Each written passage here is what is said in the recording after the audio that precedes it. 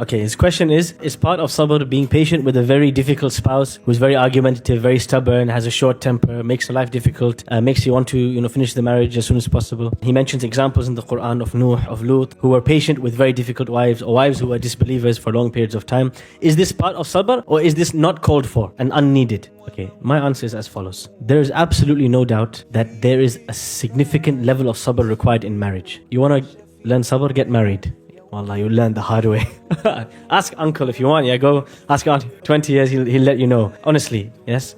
Many of you know I got married at a young age, and I mention it sometimes just to inspire young people that look, if you get married, you'll forcibly develop sabr. Now, it's 100% certainty that you require a degree of sabr in order to be patient with your spouse, husband or wife. A different person, different culture, different world, different life, their own flaws, their own mistakes. You have to have some level of sabr to accept their harm and to still consistently be good to them. Okay, there is a level of harm at which sabr becomes something negative. There's a level of harm at which Allah gives you the license to end the marriage, dissolve the marriage, right? As we know, talaq or fasakh or various forms of anything, khula'. If there is physical harm, if there's significant abuse in the marriage, and if there is incompatibility between the spouses and various other reasons, there's enough justification. The Sharia has created this exit. It's an emergency exit. Now, you wouldn't exit from the emergency exit every day, but in case of emergency, you can exit. However, in order to make sure people don't use the divorce license very easily and simply whenever they feel down, Allah created a system of mediation. Okay, if you have an issue with your spouse, first remind them. Then after that,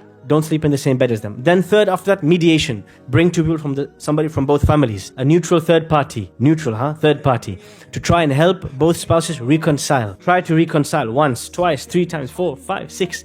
As many times as you possibly can. When you reach a point where the differences are not reconcilable, you've been through as much sulh and you've attempted mediations and involved the local imam and the family council, you've tried everything and it's not working, there's a point in time when it may be untenable, it might be unviable for the marriage to continue, and you may have to consider a form of divorce. Now, Nuh alayhi salam was patient with his wife who was disbelieving. Lut alayhi salam who was patient with his wife who was disbelieving.